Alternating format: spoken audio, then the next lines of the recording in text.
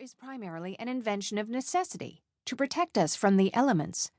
However, over the centuries, and in almost every culture, footwear has taken vastly different forms, providing that there is far more at play than mere protection. Footwear in the Western world is the fodder of fashion. He emphasizes the adornment function of footwear, which we call fashion, which complements human bodies and feet to add extra value.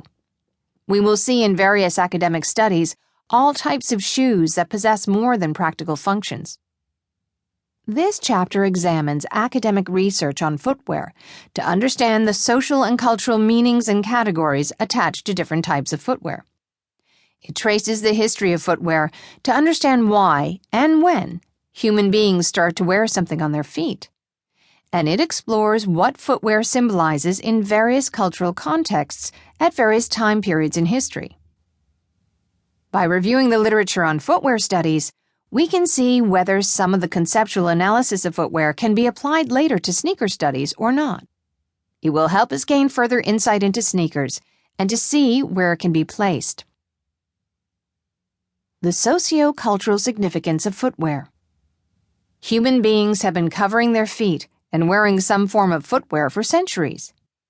While there are countless accounts on who created the first shoes or why/where they were first made, the primary common reason for wearing shoes was to protect feet from an unpleasant or dangerous natural environment.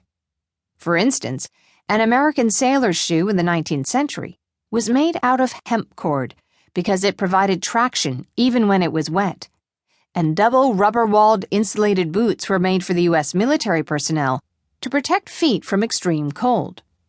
MacIver, 1994. Shoes were invented out of necessity, just like clothes. In addition, shoes communicate who we are, what we do for a living, and how we think. At a time when slaves and lower classes were barefoot, shoes were worn by those in power and authority. As McNeil and Riello explain in their article, A Long Walk, Shoes, People, and Place, 2011, b. page 12. The very presence or absence of shoes is one of the most recorded facts in history. Until recent times, a lack of shoes could be a fact of life, even in the relatively prosperous Western world. And the barefoot meant that all avenues of life were closed. Similarly, in a non-Western culture, Jane Neubauer points out that it was a common practice in most of rural India, until half a century ago, to walk barefoot, and therefore it would not be an exaggeration to generally describe India as a barefoot country. But the Indian aristocracy developed a taste for footwear in the early centuries of the Christian era. 2000, page 13.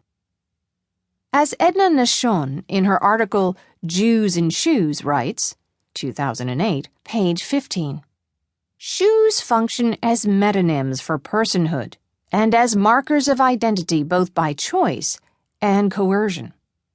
They are a rich source of information for a person's age and gender, occupation, economic and social status, and religious and ideological position, as well as a host of personal characteristics. They serve as a nonverbal mode of communication, conveying social information about the wearer. Similarly, Sue Blundell in Beneath Their Shining Feet, Shoes and Sandals in Classical Greece, traces back the history of shoes in classical Greece and explains that while many paintings and sculptures depict men and women without shoes, footwear was the norm even in ancient Greece. 2011. During the Roman era, shoes were considered as much more than functional footwear. Poets commemorated them in verses, and lovers cherished their beloved shoes as dearly as their locks of hair. MacIver, 1994, page 6. One of the earliest examples of footwear worn on the Indian subcontinent is a sandal made out of wood, which was found around circa 200 BC. Jane Neubauer, 2000, page 9. Footwear has a long history and is definitely not a modern invention. Different academic studies on historical and contemporary footwear can be placed within fashion and dress studies. To keep listening to this audiobook for free, click the link in the description. It will take you to a free Audible trial where you can listen to this and many other books for free for 30 days.